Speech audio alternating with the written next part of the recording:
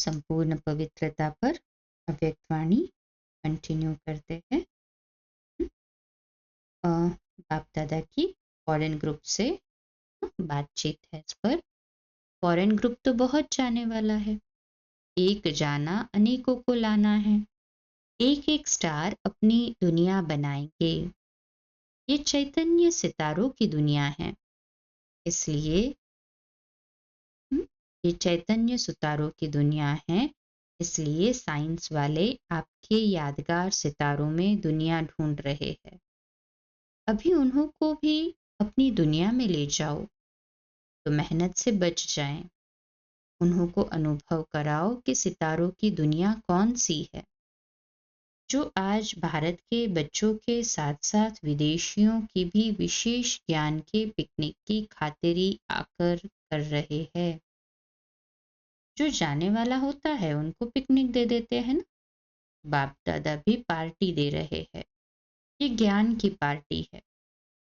ऐसे प्योरिटी की ब्यूटी में नंबर 1, इम्प्योरिटी पर सदा विन करने वाले, प्योरिटी को निजी संस्कार बनाने वाले, सर्व संबंध का सुख एक बाप से सदा लेने वाले, एक में सारा संसार देखने वाले, ऐसे सदा आशिकों को माशूक बाप का याद प्यार और नमस्ते।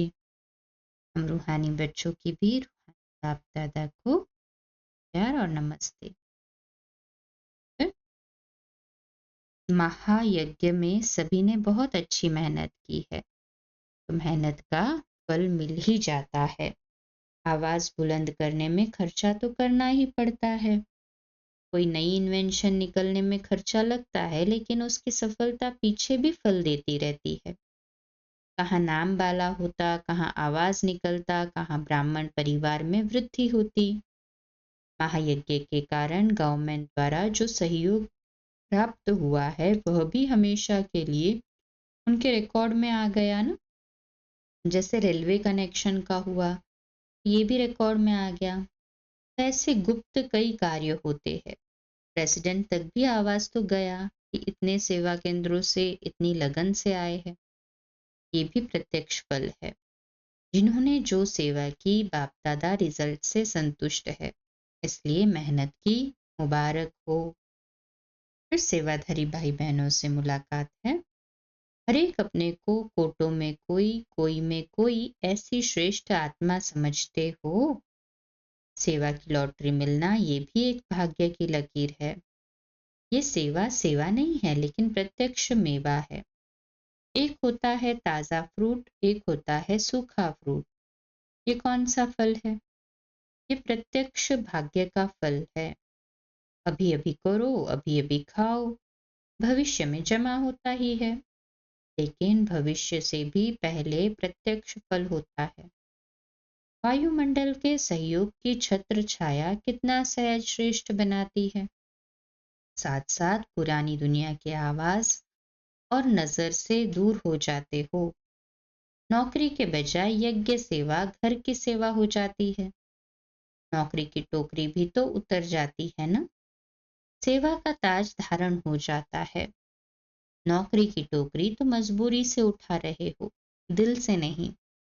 डायरेक्शन है तो कर रहे हो, तो इस सेवा से कितने फायदे हो जाते हैं। संग कितना श्रेष्ठ मिल जाता है। सागर का कंठा और सदा ज्ञान की चर्चा, पाप और सेवा के सिवाय और कुछ नहीं। ये मदद है ना, तो कितना भाग्य है। माताएं क्या समझती है, बना बनाया भाग्य हथेली पर आ जाता है।